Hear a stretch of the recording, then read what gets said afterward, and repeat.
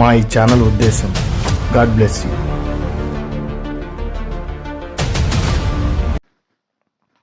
ప్రార్థన చేసుకుని సెషన్ ప్రారంభించే ప్రయత్నం చేద్దాం. పరిశుద్ధ తండ్రి, విధంగా మీ సన్నిధిలో కనబడడానికి మాకు అనుగ్రహించిన అత్యద్భుతమైన అవకాశం బట్టి మీ నామం కలుగుగాక. ప్రభా, మరలా ఈ విధంగా మీ ఆలోచనలు నింపడానికి నాయన మీరు మాకు అనుగ్రహించిన గొప్పదైన కృపను బట్టి వారంతగా కృతజ్ఞతాస్తుతి తెలుస్తున్నాం తండ్రి. ప్రభు, ఈరోజు కూడా ఒక మంచి విషయాన్ని ఆలోచించాలని ఆశపడుతున్నాను. మీ పరిశుద్ధాత్మ మాకు అందించమని, మీరే మాతో మాట్లాడమని, మీ పిల్లల్ని మీ ఆలోచనతో కట్టి నడిపించమని, మీ కృపను వర్ధిల్లింపు చేయమని పెట్టుకుంటూ మీ పరిశుద్ధ ఆత్మశంతో నెట్టుకున్నాయన మరింత మీ కొరకు నమ్మకంగా బ్రతకడానికి మీ గొప్పదైన సాయం మాకు అందించమని పెట్టుకుంటూ ప్రాధాన్యపడుతూ త్వరలో నాయన ప్రభువును రక్షకుడు నాయన క్రీస్తు స్వరాష్ట్రమైన పవిత్రమైన నామములో ఈ ప్రార్థన మనం వేడుకుని త్వరలో గొప్ప తండ్రి. ఆమె వందనాలండి. మరలా ఈ విధంగా కలవడానికి దేవుడానికి గురించి అత్యద్భుతమైన అవకాశం అంటే దేవుని నామమున మహిమ కలుగును గాక. ఆమె అయితే ముఖ్యంగా ఇప్పటికే మీరు చాలా సెషన్స్గా వింటూ వస్తున్నారు. ఏంటిది ఆ టాపిక్ ఏంటిదంటే త్రిత్వమా ఏకత్వమా అనే దాని గురించి మనం మాట్లాడుతున్నాం. ముఖ్యంగా దీని గురించి మాట్లాడాల్సిన పని ఉంది బ్రదర్ అని అంటే, ఈ రోజున చాలామంది వాక్యాన్ని వక్రీకరించేసి లేనిది ఉన్నట్టుగా పుట్టించేసి రకరకాల వక్ర మార్గాలు పట్టేశారు. అంటే ఏది ఏమైనా సరే మీరు ఏదైనా అనుకోండి, ఎన్ని వచనాలైనా చూపించండి, మేము నమ్మిన సిద్ధాంతం మట్టుకు వదలం. అంటే ఏంటి నమ్మిన సిద్ధాంతం? తండ్రే యేసుక్రీస్తు వచ్చేసాడు, యేసుక్రీస్తే పరిశుద్ధాత్మ కింద మళ్ళీ భూమి మీదకి వచ్చేసాడు, దేవుడు మన దగ్గర ఉన్నాడు, పరలోకంలో లేడు. సో ఇదే పందాన్ని కొనసాగిస్తున్నారు చాలామంది. అంటే ముగ్గురు కింద దేవుడు యాక్ట్ చేశాడు, ఒక్కడే ఉండి ముగ్గురు కింద యాక్ట్ చేశాడు అన్నట్టుగా చాలామంది మాట్లాడుతున్నారు. కానీ బైబిల్ అయితే అలా చెప్పట్లేదు. ముగ్గురుగానే చూపిస్తుంది. ముగ్గురుగా ఉన్నారు, ముగ్గురుగానే పనిచేస్తున్నారు అని చాలా వివరంగా బైబిల్ మాట్లాడుతుంది. ఇప్పటికే మీరు చాలా విషయాలు వాటి విషయమై మీరు విన్నారు, ఇంకా మీద కూడా వినబోతున్నారు. అయితే ముఖ్యంగా ఈరోజు ఒక రెండు విషయాలు మీకు తెలియాలని ఆశపడుతున్నాను. ఒకటి, పరిశుద్ధాత్ముడు అలాగే తండ్రి అయిన దేవుడు ఇద్దరు ఒకటేనా? అంటే తండ్రి అయిన దేవుడు పరిశుద్ధాత్మ కింద వచ్చాడా భూమి మీదకి, లేదంటే తండ్రి అయిన దేవుడు పరలోక మందు ఉండి పరిశుద్ధాత్ముడు పంపబడ్డా? ఇది ఒక టాపిక్. అలాగే రెండో పాయింట్ ఏంటంటే, మరి తండ్రి అయిన దేవుడు యేసుక్రీస్తు ఒకటేనా? అంటే తండ్రి అయిన దేవుడే యేసుక్రీస్తు కింద వచ్చాడా? ఇది చాలామంది అలానే మాట్లాడుతున్నారు. ఈరోజు దాని విషయం ఒక క్లారిటీ అయితే తీసుకొచ్చే ప్రయత్నం చేద్దాం. కొంచెం సమయం తీసుకున్నా ఖచ్చితంగా దాని విషయం క్లారిటీ అయితే తీసుకొచ్చే ప్రయత్నం చేద్దాం. ముఖ్యంగా చెప్పిన వచనాలు చెప్తూ, ముఖ్యంగా చూపించిన విషయాలు చూపిస్తూ, మళ్ళీ దాన్ని నొక్కి మాట్లాడుతూ, ఇదంతా ఎందుకు జరుగుతుంది? ఇప్పుడు ఒక కంపెనీ వాడు తన ప్రోడక్ట్ గురించి పదే చెప్పుకుంటున్నాడు. దాని అర్థం ఏంటి? నకిలీ ప్రోడక్ట్స్ వచ్చేసినాయి, మీరు మోసపోతున్నారు, మీరు ఒరిజినల్ కొనడం అనేసి నకిలీ కొంటున్నారు, కాబట్టి మీరు మేలుకోవాలి.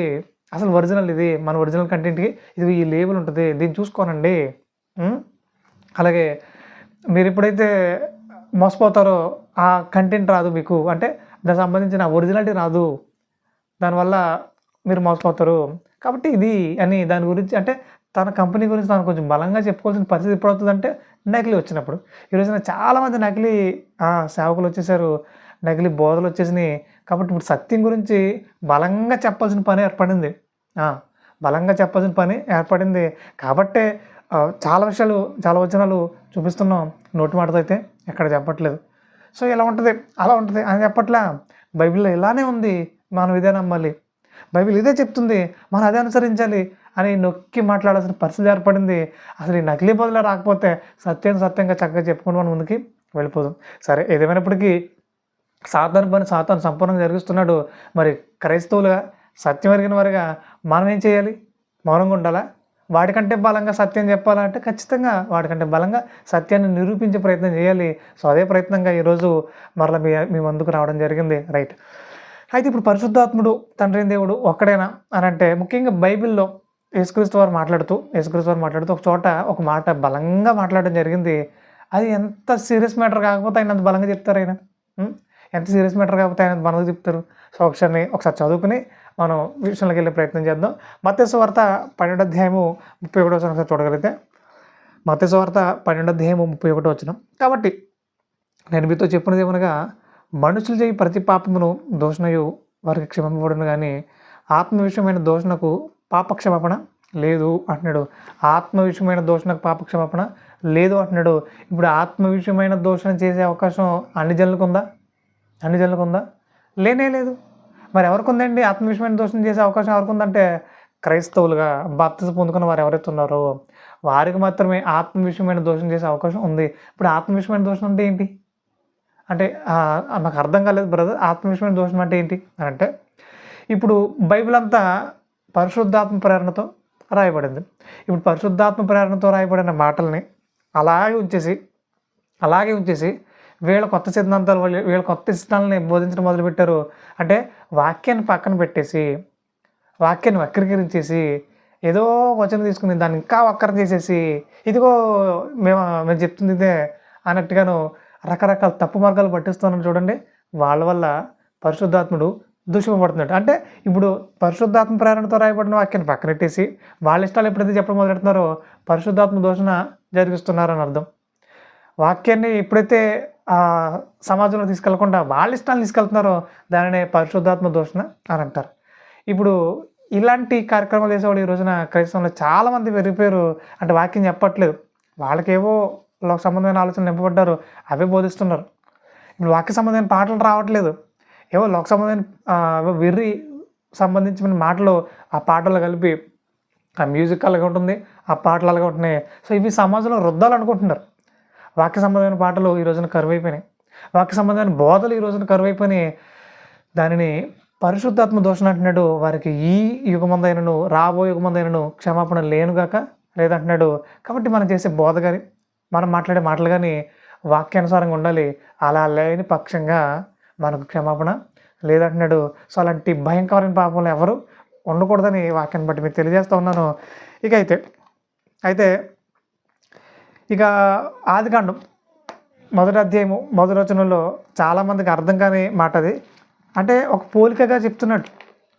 ఇప్పుడు ఏంటిదంటే ప్రతిదీ చాలామంది అక్కడ ఉన్నట్టుగా మేము తీసేసుకుంటాం బ్రదర్, అక్కడ అలా ఉంటే అలా తీసేసుకుంటాం అన్నట్టు చాలామంది తయారయ్యారు. సో కొన్ని పోలికగా చెప్పబడినవి పోలికగా తీసుకుని అందులో ఉన్న భావాన్ని మనం తీసుకోవాలి, అందులో ఉన్న లోతైన సంగతులు మనం నేర్చుకోవాలి. అంతే తప్ప మేము అలాగే తీసుకుంటాం అంటే ఎలా కుదురుతుంది? ఇక్కడ కూడా అదే మాట రాయబడింది. ఏమిటంటే ఆదికాండం 1వ అధ్యాయం 1వ వచనంలో ఆదియందు దేవుడు భూమి ఆకాశం సృజించెను, భూమి నిరాకారముగాను శూన్యముగాను ఉండెను, చీకటి అగాధ జలములపైన కమ్మి ఉండెను, దేవుని ఆత్మ జలములపైన అల్లాడుచుండెను అంటున్నాడు. ఇప్పుడు దేవుని ఆత్మ అంటున్నాడు. ఇప్పుడు దేవుని ఆత్మ అంటే దేవుడు వేరు, మళ్ళీ దేవుని ఆత్మ వేరా? దేవుడి ఆత్మ ఇప్పుడు యోహాను సువార్త 4వ అధ్యాయం 24వ వచనంలో దేవుడే ఆత్మ, దేవుడు ఆత్మ కనుక ఆయన ఆరాధించేవారు ఆత్మతోనూ సత్యంతో ఆరాధించాలని చెప్తున్నాడు. ఇప్పుడు దేవుడే ఆత్మ అయితే ఇప్పుడు దేవుని ఆత్మ ఏంటి? దేవుని ఆత్మ ఏంటి? పైగా అల్లాడుచుండెను అంటే ఈరోజు చాలామంది అంటే వెలువెల్లాడిపోతున్నాడు, ఏడుస్తున్నాడు అన్నట్టు చాలామంది మాట్లాడుతున్నారు. అల్లాడుచుండెను అంటే జలముల పైన అలలుగా ఆయన కనబడుతున్నాడు, అలలుగా ఆయన ఉన్నాడు అని చెప్తూ ఒక పోలికగా చెప్తున్నాడు. ఇప్పుడు దేవుని ఆత్మ అన్నమాట మనం తీసుకోగలిగితే దేవుడే ఆత్మ అయితే మరి దేవుని ఆత్మ ఏంటి కదా? సో ఈ విషయాన్ని కూడా మనం కొంచెం లోతుగా పరిశీలన చేయాలి. ప్రతి విషయాన్ని వాక్యంలోనే మనం పరిశీలించాలి, వాక్యంలోనే వెతకాలి, అంటే బైబిల్ గ్రంథంలోనే వెతకాలి. అంతే తప్ప ఇప్పుడు ఒక మాట తీసేసుకుని నేను ఎక్కడికో లోకంలోకి వెళ్ళిపోయి అక్కడ ఉన్న విషయాల గురించి వివరించడం అనేది శుద్ధ తప్పు. ఇప్పుడు దేవుని ఆత్మ ఉంది, ఇప్పుడు దేవుడి ఆత్మ కదా, మరి దేవుని ఆత్మ ఏంటి మళ్ళీ అని మనం వాక్యానికి వెళ్ళిపోయి ఆలోచించగలిగితే చాలా విషయాలు ఉన్నాయి వాక్యంలోనూ మనం నేర్చుకోవడానికి. అలా కాదండి మేమేదో ఒక సంబంధాన్ని అప్లై చేసేస్తాం, దాని ప్రకారంగానే ముందు తీసుకెళ్ళిపోతుంటే మీకంటే బుద్ధిహీనులు, మీకంటే మూర్ఖులు మరొకరు ఉంటారు. సరే ఇప్పుడు దేవుని ఆత్మ ఏంటి? అది కూడా పరిశీలించే ప్రయత్నం చేద్దాం. యోహాను సువార్త 4వ అధ్యాయం 24వ వచనంలో దేవుడు ఆత్మ కనుక అని అన్నాడు. సో ముఖ్యంగా దేవుడి ఆత్మ. ఇప్పుడు దేవుని ఆత్మ ఏంటో మనం నేర్చుకునే ప్రయత్నం చేద్దాం. మత్తయి సువార్త 3వ అధ్యాయము 16వ వచనం. మత్తయి సువార్త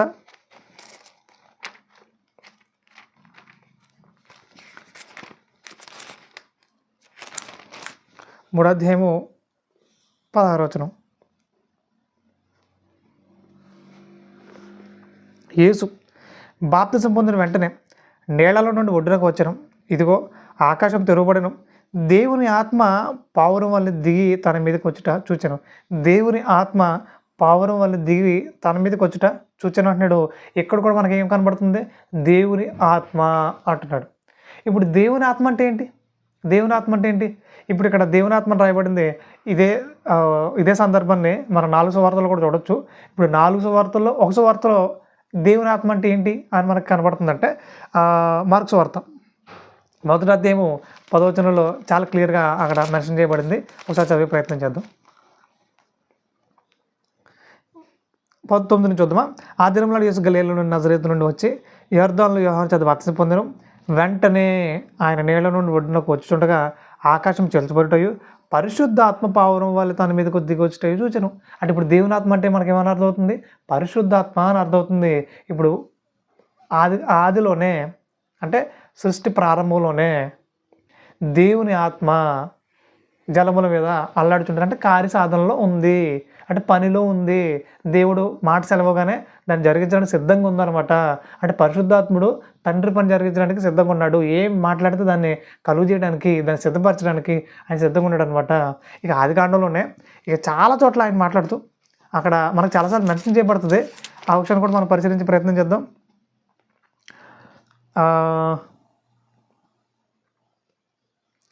ఇప్పుడు దేవుడు వెలుగు కమ్మని వెలుగు కలిగాను అంటే అలా పలికితే అయిపోతుందా?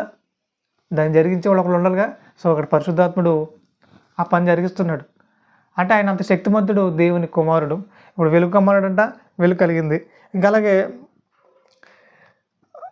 సూర్యచంద్రుల్ని ఇవన్నీ కూడా కలుగజేసింది ఎవరు? దేవుని మాట కలుగజేసింది అంటున్నారు. కానీ అక్కడ కార్యం జరిగించింది ఎవరు? పరిశుద్ధాత్ముడు. ఇక తర్వాత 1వ అధ్యాయంలోనే ఆదికాండం 1వ అధ్యాయం 26వ వచనంలో ఒక మాట రాయబడింది. దేవుడు మాట్లాడుతున్నాడు. ఏమనంటే మన స్వరూపమందు మన పోలిక చొప్పున అంటున్నాడు. ఇప్పుడు దేవుడు ఒక్కడే ఉంటే నా స్వరూపమందు నా పోలిక చొప్పున నరుని చేస్తాను అని అనాలి. మన అనే మాటలు ఎందుకు మాట్లాడుతున్నాడు దేవుడు? అంటే అక్కడ దేవునితో పాటు మరొక ఇద్దరు ఉన్నారు. వాళ్ళే యేసుక్రీస్తు వారు అనగా అలాగా పరిశుద్ధాత్ముడు. ఇప్పుడు వీళ్ళిద్దరూ దేవుని కుమారులు. వారితో మాట్లాడుతూ మన పోలిక చొప్పున మన స్వరూపం చొప్పున అని మాట్లాడుతున్నాడు. అంటే ఎక్కడ కూడా బైబిల్లో కిట్టించేసిన విషయాలు అయితే లేవు. చాలా క్లియర్ కట్గా ఉంది. ఆది నుండి పరిశుద్ధాత్ముడు దేవునితో ఉన్నాడు, కార్యసాధనలో పని జరిగిస్తున్నాడు. ఇలా ముగ్గురుగా ఉన్నారు, ముగ్గురుగా పని చేస్తున్నారు అంటే మనకు చాలా క్లియర్ కట్గా అర్థమవుతుంది. మరి ఇప్పుడు యేసుక్రీస్తుని దేవుడు అంటున్నారు, పరిశుద్ధాత్మ దేవుడు అంటున్నారు. మరి తండ్రి ఏం దేవుడు? ఆయన దేవుడు కదా? అసలు ఎవరు దేవుడు అనే విషయం గురించి గత వీడియోలో మీకు చాలా వివరంగా మాట్లాడడం జరిగింది. ఆ విషయాన్ని కూడా మీరు వేరే ప్రయత్నం చేయండి. ఎంతమంది దేవుళ్ళు అసలు మనకి అనే విషయం కూడా చాలా వివరంగా మాట్లాడడం జరిగింది. సో ముఖ్యంగా ఏదైనా సరే వాక్యాన్ని బట్టి పరిశీలించినప్పుడు మనకు చాలా క్లియర్గా అర్థమవుతుంది. అలా కాదండి, మేము పట్టుకున్న కుందేలకు 3 కాళ్ళు అన్నట్టుంటే మీకంటే మూర్ఖులు మరొకరు ఉంటారు. వాక్యంతో ఆలోచించాలి. ఇక్కడ ఎలా రాయబడింది ప్రభా? మరి దీనికి సంబంధించిన విషయాలు ఎక్కడ ఉన్నాయా? నేర్చుకోవాలి, ఆలోచించాలి, వాటన్నిటిని పరిశీలించే ప్రయత్నం చేయాలి. అంతే తప్ప నేను ఇలాగే ఉంటాను, నేను ఇలాగే నడుచుకుంటానంటే దేవుడు మిమ్మల్ని మూర్ఖులు, బుద్ధిహీనులు అని అంటున్నాడు వాక్యాన్ని బట్టి. రైట్. ఇక తర్వాత ఇప్పుడు దేవుని ఆత్మ అంటే ఏంటని మనకు విషయం అర్థమైంది. పరిశుద్ధాత్మ అనే విషయం మనకు అర్థమైంది. మార్కు సువార్త 1వ అధ్యాయం 10వ వచనంలో ఈ విషయం మనకు క్లారిటీ వచ్చింది. ఇక తర్వాత ముఖ్యంగా మనం భూమి మీదకి రాకముందు మనందరం ఎవరు? ఆత్మలుగానే ఉన్నాం. మనందరం ఎవరు? ఆత్మలుగానే ఉన్నాం. ఆత్మలుగానే దేవుని దగ్గర ఉన్నాం. ఎప్పుడైతే భూమి మీదకి వచ్చామో దేవుడు తన ఆత్మనిచ్చి భూమి మీద పంపించాడు. తనలోని భాగాన్ని ఇచ్చి మనం భూమి మీద పంపించాడు. తనలా బ్రతకమని. ఈరోజు చాలామంది ఆయనలా బ్రతకట్లేదు, వాళ్ళకి నచ్చినట్టుగా. ముఖ్యంగా దురాత్మ ఒకటి ఉంది. సో దాని ప్రకారం నడుచుకోవాలనుకుంటున్నారు. ఇప్పుడు దురాత్మ అనుసరించి నడుచుకోవాలని దేవుడు భూమి మీద మనల్ని తన ఆత్మనిచ్చి పంపించలేదు. పరిశుద్ధాత్మతో నిండుకుని ఆయనలా నడుచుకోవాలని తన ఆత్మనిచ్చి మనల్ని పంపించాడు. మనం దాన్ని దుర్వినియోగం చేస్తే శిక్ష తప్పదు అని అంటున్నాడు. ఈ విషయం దృష్టిలో పెట్టుకోవాలి. ఇప్పుడు పరిశుద్ధాత్మను దూషింపజేసే పని ఏది మనం చేయకూడదు. ఇక తర్వాత యేసుక్రీస్తు వారు కూడా భూమి మీద మాట్లాడుతూ యోహాను సువార్త 4వ అధ్యాయం 16వ వచనంలో 4వ అధ్యాయము ఒకసారి చూద్దాం. యోహాను సువార్త 14వ అధ్యాయము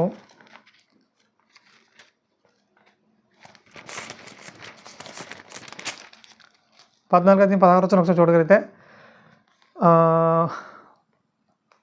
నేను తండ్రిని వేడుకొందును, మీ యొద్ద ఎల్లప్పుడూ నుండుటకై ఆయన వేరొక ఆదరణకర్తను అనగా సత్యస్వరూపిగా ఆత్మను మీకు అనుగ్రహించును అన్నాడు.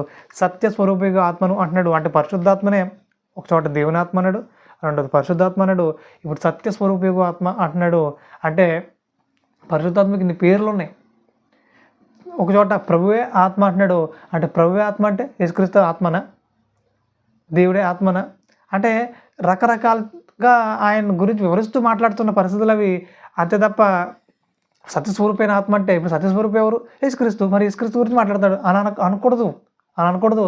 యేసుక్రీస్తు వారు మాట్లాడుతూ నేను ఏమంటున్నాడు 16 నేను తండ్రిని వేడుకుందును మీ యొద్ద ఎల్లప్పుడూ ఉన్నట్టుకై ఆయన వేరొక ఆదరణకర్తను అనగా సత్యస్వరూపిక ఆత్మను మీకు అనుగ్రహించిన అంటున్నాడు.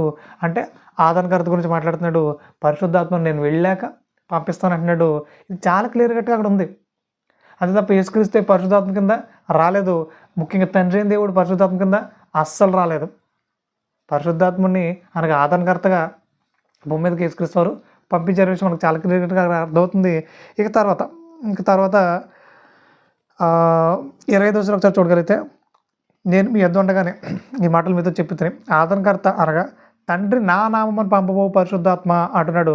తండ్రి నా నామమున ఆదరణకర్త కనబడుతున్నాడు, తండ్రి కనబడుతున్నాడు. నా నామమున అనగా యేసుక్రీస్తు వారు మాట్లాడుతూ పంపబో పరిశుద్ధాత్మ గురించి మాట్లాడుతున్నాడు. అంటే ఇంత క్లియర్ కట్గా బైబిల్లో రాయబడితే ఏదో ఒక్కరి గురించి చేద్దాం, ముగ్గురు ఒక్కడి కింద ఉండి ముగ్గురి కింద యాక్ట్ చేసాడు, ఇలాంటి మాటలు ఎందుకు అసలు? తండ్రి పరిశుద్ధాత్మ కింద వచ్చేసాడు, ఇలాంటివి ఎందుకు అసలు? ఇలాంటి పనికిరాని మాటలు ఎందుకు అసలు? వాక్యానికి సంబంధం లేని మాటలు ఎందుకు అసలు? సో వాక్యాన్ని వక్రీకరించే ప్రయత్నం ఏమాత్రం కూడా ఎవరు చేయకూడదు.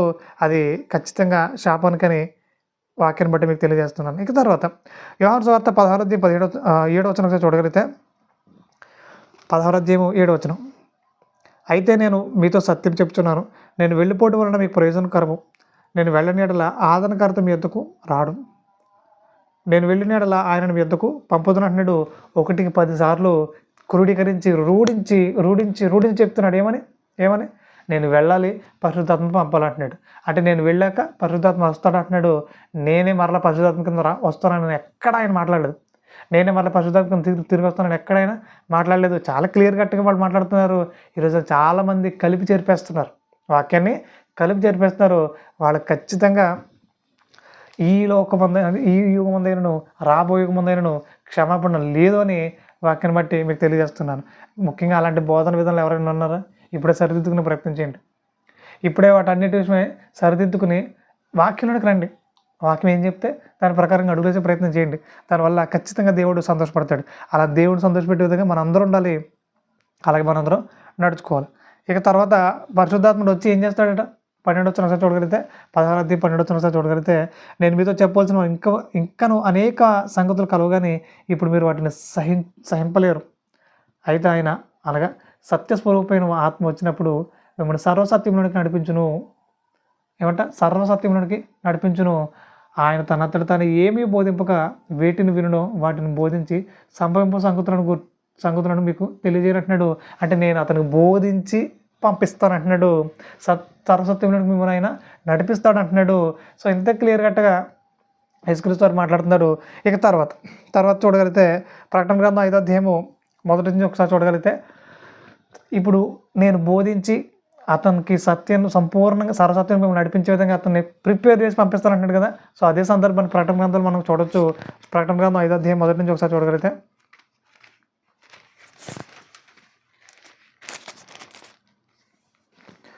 మరియు లోపటను వెలుపటను రాత కలిగి 7 ముద్రలు గట్టిగా వేసి ఉన్న యొక్క గ్రంథము సింహాసనమును దాచినడైన వాని కుడి చేత చూచితిని. మరియు దాని ముద్రలు తీసి ఆ గ్రంథం యుగుడెవడని బలిష్ఠుడైన యొక్క దేవదూత బిగ్గరగా ప్రచురింపగా చూచితిని. అయితే పరలోకమందు కానీ భూమి మీద కానీ భూమి క్రింద కానీ ఆ గ్రంథం ఇప్పటికైనాను చూచుటకైనా ఎవరికైనా శక్తి లేకపోయినా. అంటే ఏ గ్రంథం గురించి మాట్లాడుతున్నాడు? క్రొత్త నిబంధన గురించి అక్కడ ఆ సందర్భం మాట్లాడుతున్నాడు. ఇప్పుడు ఆ క్రొత్త నిబంధన భూమి మీదకి పంపించాలంటే దానికి సంబంధించిన ఆ గ్రంథాన్ని విప్పడానికి యోగ్యుడెవడు అని అంటే అక్కడ ఎవరు యోగ్యుడు కనబడతలేదంట. పరలోకంలో యోగ్యులు ఎవ్వరు కనబడట్లేదంట. ఆ సమయంలో అయితే పరలోకం ముందు కానీ భూమి మీద కానీ భూమి క్రింద కానీ ఆ గ్రంథం ఇప్పటికైనా చూచుడు కానీ ఎవరికైనా శక్తి లేకపోయాను. ఆ గ్రంథం ఇప్పటికైనా చూచుటికైనా యోగ్యుడెవడు నువ్వు కనబడన్నది నేను బహుగా ఏడ్చుచుండగా ఆ పెద్దలలో ఒకడు, ఎడవకుము, ఇదిగో దావీదుకు చిగురైన యోధా గోత్రపు సింహం 7 ముద్రలను తీసి ఆ గ్రంథం ఇప్పటికై జయం పొందినని నాతో చెప్పాను. అంటే యేసుక్రీస్తు వారు మాత్రమే ఆ గ్రంథం విప్పడానికి యోగ్యుడయ్యాడట. ఆ గ్రంథాన్ని విప్పి పరిశుద్ధాత్మకి ఇచ్చి భూమి మీద పంపించాడు. అలా పంపించిన తర్వాత ఇప్పుడు శిష్యుల ద్వారా ఇంకా ఎవరైతే అపొస్తలులు ఉన్నారో వాళ్ళందరి ద్వారా ఈ పరిశుద్ధ గ్రంథాన్ని రాయించడం జరిగింది. క్రొత్త నిబంధన మా చేతుల్లోకి తీసుకురావడం జరిగింది. అంటే క్రొత్త నిబంధన గురించిన విషయం అక్కడ మనకు చాలా క్లియర్ కట్గా అర్థమవుతుంది. పరిశుద్ధాత్మ ద్వారా ఈ విషయాలన్నీ మనకి క్లియర్ కట్గా ఆయన రాయించడం జరిగింది పరిశుద్ధాత్మ ప్రేరణతో. వాటన్నిటిని మనం ఆధ్యాత్మికంగా నేర్చుకోవడానికి, మరింత బలపరచబడడానికి, సరస్వతిలో నడిపించడానికి ఈ కార్యక్రమంతో జరిగింది. ఇంత క్లియర్ కట్గా బైబిల్లో ప్రతి సందర్భం మనకు కనబడుతుంది. ఇవన్నీ పక్కనెట్టేసి ఇంకా త్రియేక దేవుడు అంటూ, ఇంకా తండ్రి కుమారుడు కింద వచ్చేసాడు, కుమారుడు యేసు పరిశుద్ధాత్మ కింద వచ్చేసాడంటే ఇంకెవరిని ఏమంటాం చెప్పండి? అసలు ఏమైనా కొంచెమైనా పొత్తుందా మాట్లాడడానికి? అసలు ఏమైనా కొంచెం మనకి బుర్ర పనిచేస్తుందా అని అడగాలి. కాబట్టి ఇలా పెద్ద పెద్ద మాటలతో అడిగించుకునే విధంగా ఏ బోధకుడు ఉండకూడదు. ఖచ్చితంగా జ్ఞానం కలిగి ప్రవర్తించాలని వాక్యాన్ని బట్టి మీకు తెలియజేస్తున్నాను. పరిశుద్ధాత్మ సహాయంతో నిండుకొని ప్రతిరోజు చక్కగా బైబిల్ చదవగలిగితే, ధ్యానించగలిగితే చాలా విషయాలు మనకు అర్థమవుతాయి. లేదండి మేము బైబిల్ కట్టిన చదవము, ఎవడేం చెప్తాను నమ్మేస్తుంటే మీరు వెళ్ళరు పరలోకం, అలా తారు తప్పించేవాళ్ళు కూడా పరలోకం వెళ్ళరు. సో దీన్ని దృష్టిలో పెట్టుకోవాలి. ఇక రోమియోలు రాసిన పత్రిక 8:14 చూడగలిగితే అక్కడ ఒక మాట రాయబడింది. దీన్ని కూడా చాలామంది వక్రీకరించే ప్రయత్నం చేశారు. ఒకసారి ఆ విషయం కూడా మనం చదివే ప్రయత్నం చేద్దాం. రోమియోలు రాసిన పత్రిక 8:14 దేవుని ఆత్మచేత ఎందరూ నడిపింపబడుతారో వారందరూ దేవుని కుమారులు ఇందరూ. ఎలాగనగా మనము మరలా భయపడుటకు మీరు దాస్యపు ఆత్మను పొందలేదు, కానీ దత్తపుత్రాత్మను పొందితిరి. ఆత్మ కలిగిన వారమై మనం అబ్బా తండ్రిని మొరపెట్టుచున్నామంటున్నాడు. ఇప్పుడు దత్తపుత్రాత్మ అంటే ఇప్పుడు దేవుని కుమారులుగా పుట్టడం అయితే దేవుని కుమారులుగానే పుట్టాము. అందరం కూడా పరిశుద్ధాత్మ సాయంతో, ముఖ్యంగా దేవుడు పరిశుద్ధులుగానే ప్రతి ఒక్కరిని పుట్టించాడు. ప్రతిసారి నేను ఎందుకు చెప్తున్నా, దేవుడు ప్రతి ఒక్కరిని పరిశుద్ధులుగానే పుట్టించాడు. అలా పుట్టిన మనం ఎదిగే కొద్దీ రకరకాల పరిస్థితులను చూస్తూ, వాతావరణం చూస్తూ, చుట్టూన్న పరిస్థితులన్నింటిని చూస్తూ వివిధ తంత్రాలు కల్పించుకుని చెడిపోయాం, దారి తప్పిపోయాం. కాబట్టి దాన్ని సరిదిద్దుకునే ప్రయత్నం చేయాలి, దాన్ని సెట్ చేసుకుని నమ్మకంగా ముందుకు అడుగులేసే ప్రయత్నం చేయాలి అని చెప్తూనే ఉన్నాను. సో ఆ ప్రయత్నంలోనే ఎప్పుడైతే దారి తప్పిపోయామో అపోస్తలుల కార్యాలు 2:38 ప్రకారంగా మరలా బాప్తిస్మం ద్వారా మారుమనసు పొంది బాప్తిస్మం పొందుకోవడం ద్వారా పరిశుద్ధాత్మ మనలోనికి వస్తున్నాడు. అలా వచ్చి మరలా దేవునికి కుమారులుగా చేస్తున్నాడు. ఇప్పుడు దేవుని కోసం దత్తత తీసుకుంటున్నాడు మనల్ని. అందుకని దత్తపుత్రాత్మ అంటున్నాడు తప్ప అదేదో కొత్త పదం అని, ఏదో దేవుని సంబంధించి, అంటే దేవుడే ఇది కలిగి ఉన్నాడని, అంటే దేవుడు కలిగి ఉన్నాడు అంటే తండ్రిని దేవుడే, ఈ దత్తపుత్రాత్మ ఉన్నాడు, దేవుడు తను మళ్ళీ తీసుకుంటున్నాడు, ఇలా ఏవో రకరకాల ఆలోచనతోటి కన్ఫ్యూజ్ చేసేసి మాట్లాడుతున్నారు. ముఖ్యంగా విశ్వాసుల్ని, మన ఎదురుగా కూర్చున్న విశ్వాసుల్ని సరైన సత్యంతో నింపకుండా కన్ఫ్యూజ్ చేసేసి అట్లా తిప్పేసి అలా తిప్పేసి అసలు ఏం అర్థం కాకుండా చేసేసి పంపించేస్తే వాళ్ళు ఇంకా అదే కన్ఫ్యూజన్లో ఉంటారు. వాళ్ళు ఎప్పటికీ సత్యం నేర్చుకోలేరు, సత్య సంబంధాల ఆలోచనల్ని కలిగి ఉండలేరు. ఇప్పుడు ఎలా అయితే వివరించి మాట్లాడుతున్నామో అలా చక్కగా సత్యాన్ని వివరించి మాట్లాడగలిగితే, వాళ్ళకి అర్థమయ్యే రీతిగా బోధించగలిగితే వాళ్ళు క్లారిటీలో ఉంటారు. ఈ క్లారిటీని అనేక మందికి వివరిస్తారు. ఇదిగో పరిశుద్ధాత్మ అంటే ఇది, దత్తపుత్రాత్మ అంటే ఏంటి, ఇదిగో చెడిపోయిన మనల్ని మరలా దేవునికి అప్పగించడం, ఇదిగో మరలా దేవునికి దత్తపుత్రులుగా మనల్ని చేస్తున్నాడు.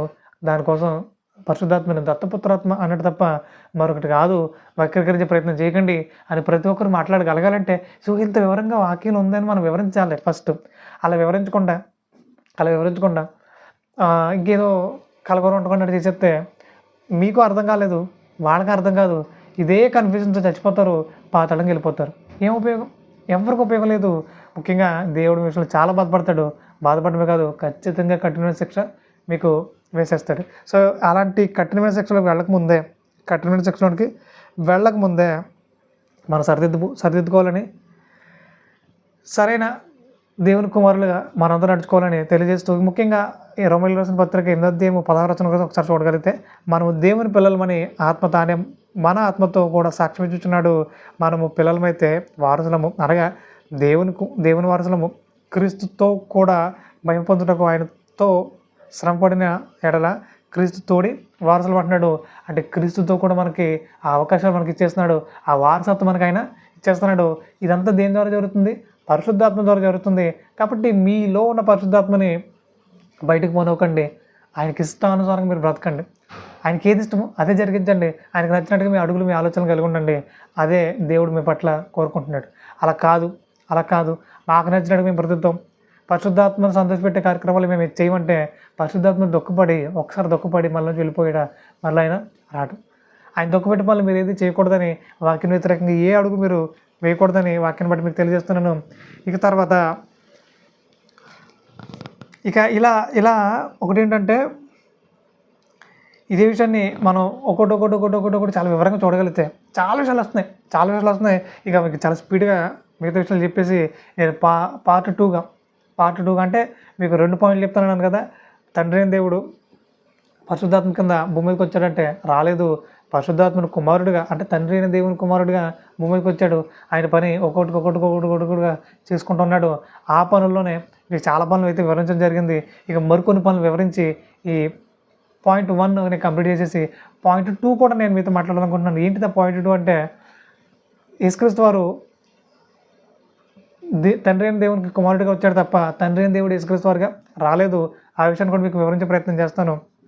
ఎందుకంటే ప్రతిదీ వచనాలు చూపించి ఇది ఇలా ఉంది అలా ఉందని చెప్పడానికి కారణం ఏంటి? నేను మొదట్లో చెప్పినట్టుగా వాక్యాన్ని వక్రీకరించేశారు, చాలామందిని దారి తప్పించేశారు. అలా దారి తప్పించవద్దు. వాక్యం ఎలా చెప్తుంది, మనం దీన్నే నమ్మాలి, దీన్నే మనం అనుసరించాలి, దీనికోసమే మనం ముందుకు అడుగులేయాలి అని తప్ప మరి ఏ ఉద్దేశం లేదు. ముఖ్యంగా ఎవరినో విమర్శించాలని కానీ, ఎవరినో దూషించాలని కానీ, ఎవరితోనో వాదాలాడాలని నాకేముంటుంది? ఏముండలేదు. సత్యంగా విభజించి ఉపదేశించాలని, సత్య సంబంధాలు మీరు అందరినీ నిలబెట్టాలని మనస్ఫూర్తిగా కోరుకుంటూ ఈ విషయాలని మీకు తెలియజేస్తున్నాను. రైట్. ఇక గలతీయులకు రాసిన పత్రిక 4:6 ఒకసారి చూడగలిగితే,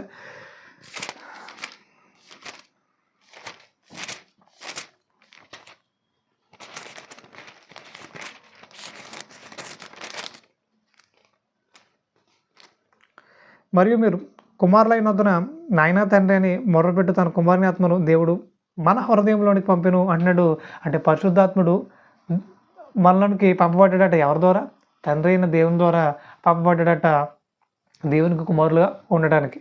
అదే తప్ప తండ్రి అయిన దేవుడు కుమారుడుగా రాలేదు. మరొకసారి నిరూపింపబడుతుంది. ఇక తర్వాత తన కుమారుని ఆత్మను మనకు అనుగ్రహించేశాడు. 26 వచనం ఒకసారి చూడగలిగితే, రోమీయులకు రాసిన పత్రిక 8:20 వచనం కూడా ఒకసారి చూడగలిగితే, అంటే ఈ విషయాలన్నీ నేను పనిగట్టుకుని విభజించి ఉపదేశించడానికి కారణం మీకు ప్రతి విషయం క్లియర్గా అర్థం కావాలి. ఏదో ఇలా చెప్పేసి ముగించేస్తే అది మీకు అర్థం కాదు కదా. అందుకని ప్రతి వచనాన్ని విభజించి ఉపదేశిస్తున్నాను, అర్థం చేసుకోవాలని. అది తప్ప విసిగిపోకండి, ఎక్కడ కూడా విసిగిపోకండి. శ్రద్ధగా నేర్చుకునే ప్రయత్నించండి. ఆసక్తి వాటి అన్నిటి విషయమై నేర్చుకునే ప్రయత్నించండి. ఇక రోమీయులకు రాసిన పత్రిక 8:26 వచనం ఒకసారి చూడగలిగితే, అటువల్ల ఆత్మయు మన బలహీనతను చూసి సహాయం చేస్తున్నాడు.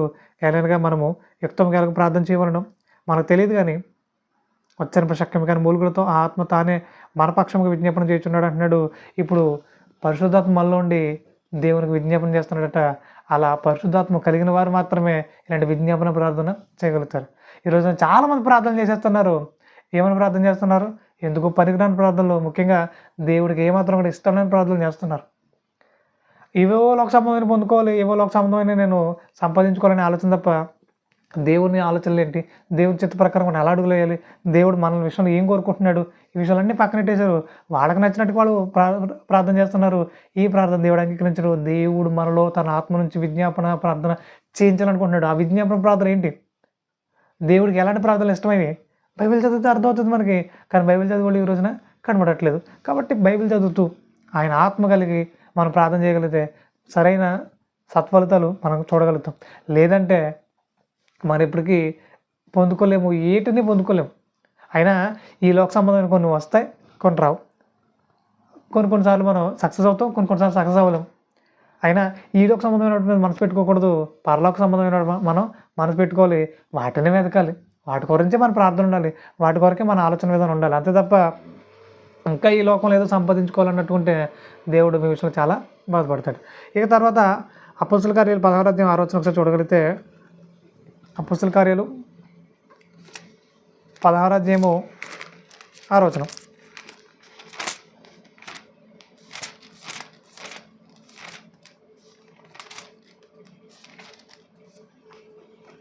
ఆసియాలో వాక్యం చెప్పకూడదని పరిశుద్ధాత్మ వారిని ఆటంకపరిచినందున వారు ఫ్రుగియా గలతీయ ప్రదేశంలో ద్వారా వెళ్ళి ముసియా దగ్గరకు వచ్చి బితూనియాకు వెళ్ళుటకు ప్రయత్నం చేశారు, కానీ యేసు యొక్క ఆత్మ వారిని వెళ్ళనీయలేదు అంటున్నాడు. ఇప్పుడు మొదట పరిశుద్ధాత్మను ప్రస్తావించి మరలా యేసు యొక్క ఆత్మ అని అంటున్నాడు. ఇప్పుడు యేసు యొక్క ఆత్మ అని అంటే, యేసు యొక్క ఆత్మ అంటే మొదట పరిశుద్ధాత్మని అక్కడ ప్రస్తావించి తర్వాత ఇప్పుడు యేసు యొక్క ఆత్మ అంటే ఏంటి, మళ్ళీ ఇప్పుడు యేసు యొక్క ఆత్మ అంటే యేసు యొక్క ఆత్మ అంటే మనకు చాలా క్లియర్గా అర్థం కావాలి. బైబిల్ మొదటి నుంచి ఆయన చాలా క్లియర్గా మాట్లాడుతున్నాడు, మరలా అదే క్లారిటీతో మాట్లాడుతున్నాడు. ఏమో తెలుసా యేసు యొక్క ఆత్మ అంటే యేసు తన నామమును పంపవు ఆత్మ అని అన్నాడు కదా. సో తన నామమును పంపవు ఆ ఆత్మ గురించి యేసు యొక్క ఆత్మ అన్నాడు తప్ప మరలా యేసుక్రీస్తు వారు ప్రేరేపిస్తున్నారని ఇలాంటి ఎక్కడ మనం అర్థం చేసుకోవాల్సిన పని అయితే లేదు. సో ఈ విషయం దృష్టిలో పెట్టుకోవాలి. ఇక తర్వాత తిమోతి రచన మొదటి పత్రిక మొదటి అధ్యాయం 15 ఒకసారి చూడగలిగితే, తిమోతి రచన మొదటి పత్రిక మొదటి అధ్యాయం 15 ఒకసారి చూడగలిగితే,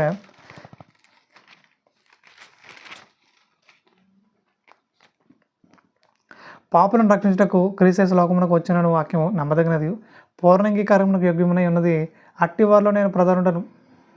అయినను నిత్య జీవన నిమిత్తము తను విశ్వసింపు వారికి నేను మాదిరిగా ఉండేలాగున యేసుక్రీస్తు తన పూర్ణమైన దీర్ఘశాంతమును ఆ ప్రధాన పాపని నా ఎందుకు కనపడుతున్నట్లు నేను కనికరింపబడుతుంది.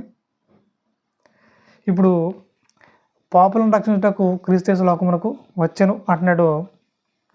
అంటే మనకు చాలా క్లియర్గా అర్థమవుతుంది, యేసుక్రీస్తు వారు లోకంలోనికి ప్రత్యక్షంగా శరీరాన్ని ధరించుకుని భూమి మీదకి వచ్చారు. ఇప్పుడు అపోస్తల కార్యం 2వ అధ్యాయం ప్రకారంగా పరిశుద్ధాత్ముడు శరీరాన్ని ధరించుకుని అయితే రాలేదు. పరిశుద్ధాత్ముడు ఎక్కడికి వస్తున్నాడు అనంటే మన హృదయంలోనికి వచ్చేస్తున్నాడు. ఇప్పుడు శరీరధారిగా యేసుక్రీస్తు వారు వస్తే ఇప్పుడు పరిశుద్ధాత్ముడు మన హృదయంలోనికి వస్తున్నాడు, మనల్ని సర్వసత్యంలోనికి నడిపించడానికి. చాలా క్లియర్ కట్గా మనకి అర్థమవుతుంది. దీన్ని ఎలా కాకుండా అలా తిప్పేసి ఇలా తిప్పేస్తే ఏ ఉపయోగం లేదు, ముఖ్యంగా ప్రజల్ని దారి తప్పించడం అవుతుంది ఇది. కాబట్టి అలాంటి ప్రయత్నాలు మీరు ఏమాత్రం చేయకూడదని వాక్యం బట్టి మీకు తెలియజేస్తున్నాను. కొరింథీయులకు రాసిన మొదటి పత్రిక 6వ అధ్యాయం 19 చూడగలిగితే,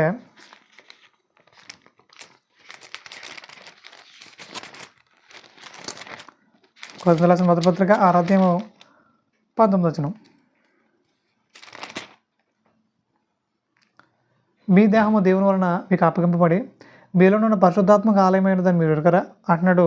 అంటే మీ దేహం ఎవరి సొత్తు అంట? దేవుని సొత్తు. మీ దేహము దేవునికి ఆలయము, పరిశుద్ధాత్మకు ఆలయం అంటున్నాడు. ఇప్పుడు మన హృదయాల్లో పరిశుద్ధాత్మ నివాసం చేయాలనుకుంటున్నాడు. ఇది చాలా క్లియర్గా మనకు అర్థం కావాలి. యేసుక్రీస్తు వారు లోకములను పంపించబడ్డాడట, పరిశుద్ధాత్ముడు మన హృదయాలను పంపించబడ్డాడట, తండ్రి దేవుడు ఆకాశం అందు ఉన్నాడు. సో వీటన్నిటిని చాలా క్లియర్గా మనం ఆలోచించగలిగితే ముగ్గురు మనకు కనబడుతున్నారు, ముగ్గురుగా ఉండి పనిచేస్తున్నారు. మనం కూడా ఆయన పనిలో వాడబడాలి అంటున్నారు. ఓకేనా? మనం కూడా ఆయన పనిలో వాడబడాలి. ఆయన కుమారులుగా అనేకులముగా దేవుని పనిని సంపూర్ణంగా జరిగించే విధంగా ఉండాలి, దేవుని చిత్తాన్ని సంపూర్ణంగా ముందు తీసుకెళ్లే విధంగా ఉండాలి. ఈరోజు చాలామంది క్రైస్తవం దూషించే విధంగా ఉన్నారు, చాలామంది వాక్యం వక్రీకరించే విధంగా ఉన్నారు. వాళ్ళందరినీ ఖండించుతూ సత్యంగా చెప్పే దేవుని కుమారులుగా మనం అందరూ ఉండాలి.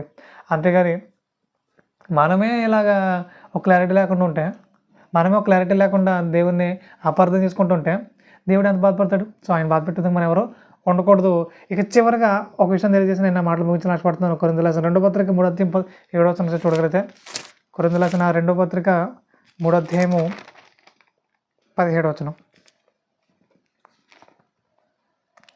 కావున ఇట్టి సంగతులకు చాలినవాడేవాడు మేము దేవుని వాక్యమును కలిపి చేర్పడు అనేకుల వల్ల ఉండక నిష్కాపట్యం గల వారమును దేవుని వలన నియమబడిన వారమునై ఉండి క్రీస్తునందు దేవుని ఎదుట బోధించున్నామంటున్నాడు.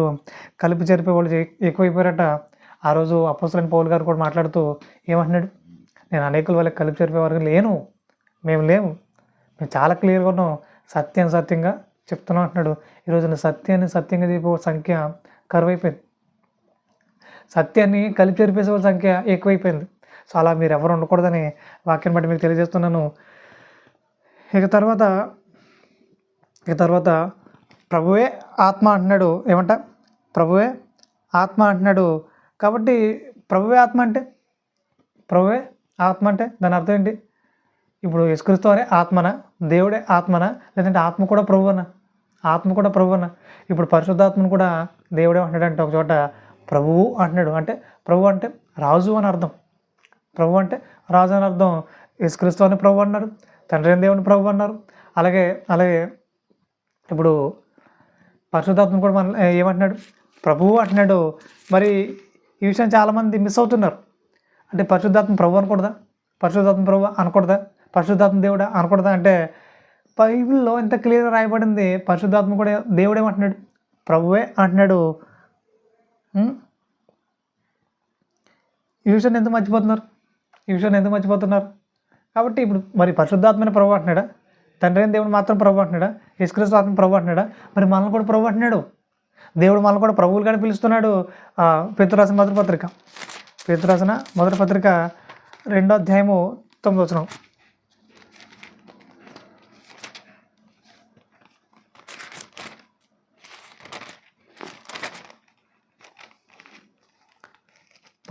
పేతురు రాసిన మొదటి పత్రిక 2వ అధ్యాయము 9వ వచనం చూడగలిగితే, అయితే మీరు చీకటిలో నుండి ఆశ్చర్యకరమైన తన వెలుగులోకి మిమ్మల్ని పిలిచిన వాని గుణాతిశయములను ప్రచురించే నిమిత్తము ఏర్పరచబడిన వంశమును, రాజులైన యాజక సమూహమును అంటున్నాడు. అంటే మనం ఎవరట? రాజులు అంటున్నాడు. మనం కూడా ఎవరు అంటున్నాడు? ప్రభువులు అంటున్నాడు. దేవుని పనులు ప్రభువులుగా ఉండి పనిచేయాలంటున్నాడు. అంటే పరిశుద్ధాత్మ ప్రభు అంటున్నాడు, యేసుక్రీస్తు అని ప్రభు అంటున్నాడు. తండ్రి అయిన దేవుని కూడా మనం ప్రభువుగానే పిలుస్తాం. అంటే తన పనిలో తన పిల్లలు కూడా ప్రభువులుగానే ఉండాలనుకుంటున్నాడు తప్ప ఎక్కడో చేతులిచ్చబడే విధంగా, అసహించుకునే విధంగా తన పిల్లలు ఎక్కడ ఎవరి చేత అలా పిలవబడే విధంగా ఉండకూడదు అంటున్నాడు. తన పిల్లల్ని ఆయన ప్రభువులుగానే పిలుస్తున్నాడు. పరిశుద్ధాత్మ కూడా ప్రభువే అంటున్నాడు. ఈ విషయాలన్నీ పక్కనెట్టేసి దారి తప్పించొద్దంటే దేవుడు చాలా బాధపడతాడు.